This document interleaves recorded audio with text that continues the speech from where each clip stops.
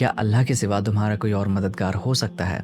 देखते हैं कुरान इस बारे में क्या कहता है। तो अल्लाह सुब्हानहू व तआला सूरह अनकबूत की वर्स नंबर 41 में फरमाता है, वो लोग जो अल्लाह के सिवा, चाहे वो इंसान हो या फिर झूठे खुदा हो, उनको अपना मददगार या फिर हेल्पर ठहराते हैं। उनकी मिसाल ऐसी है जैसे कोई मकड़ी जो कि अपना घर बनाती है, अपना जाला बुनती है, और बेशक सबसे कमजोर घर मकड़ी का ही होता है। काश के वो लोग इस बात को जानते होते। तो अब देखते हैं कि अल्लाह सुब्हानहू व तआला हमें यहाँ पे क्या समझाना चाह रहा है। वो लोग जो अल्लाह के सिवा किसी और को अपना मददगार लेते हैं, इसका मतलब ये है कि कोई भी इंसान अगर अल्लाह से हटकर अपनी उम्मीद को और अपनी भरोसे को किसी और इंसान पर या किसी चीज पर लगाए, चाहे वो झूठे खुदा हो, लोग हों, सिस्टम हो, पैसा हो, किसी के डिजायर्स हो या फिर कोई रिश्तेदार हो, ये सभी चीज ना ऊपरी तरीके से बहुत ज्यादा मजबूत दिखती है, मगर ये एक्चुअली में मजबूत है नहीं। उनका ये काम करना बिल्कुल ऐसा ही है कि जब कोई एक मकड़ी अपना घर बनाए, मतलब एक जाला बनाए अपना, क्योंकि जब एक मकड़ी अपना घर बनाती है, जाल बुनती है, तो उसको लगता है कि उसका जो घर है, उसका जो जाल है वो बहुत मजबूत है। बट हकीकत तो आप जानते हो कि उसका जो जाल है वो कितना ज्यादा कमजोर होता है कि अगर उस पर एक पानी की बूंद गिर जाए या उस पर ऊपर से एक पेड़ की डंडी गिर जाए तो वो टूट जाएगा। और बिल्कुल इसी तरह से अगर आप अपनी उम्मीद, अपना भरोसा अल्लाह सुब्हानहू व तआला से हट के किसी और पर लगाओगे ना, तो एक ना एक वक्त आने पे वो टूट जाएगा।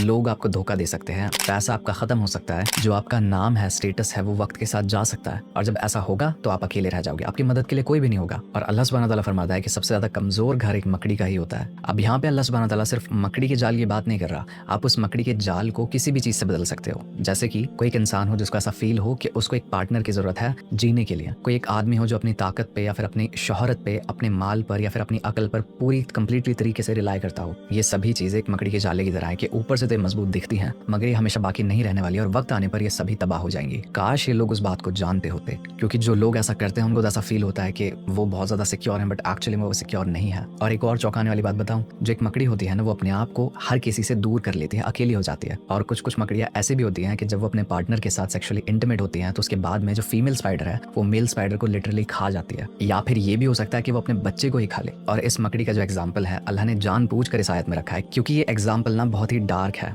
नाजुक है, खुद को नुकसान पहुंचाने वाला है। कि हो सकता है जिस चीज पर या जिन लोगों पर आपको इतना भरोसा है, वही लोग आगे जाके आपकी पीठ के पीछे खंजर घोंपते हैं और आपको धोखा देते हैं। और अगर आपके साथ ऐसा हुआ है ना, तो इस आयत को आप बहुत अच्छे से समझ पाओगे।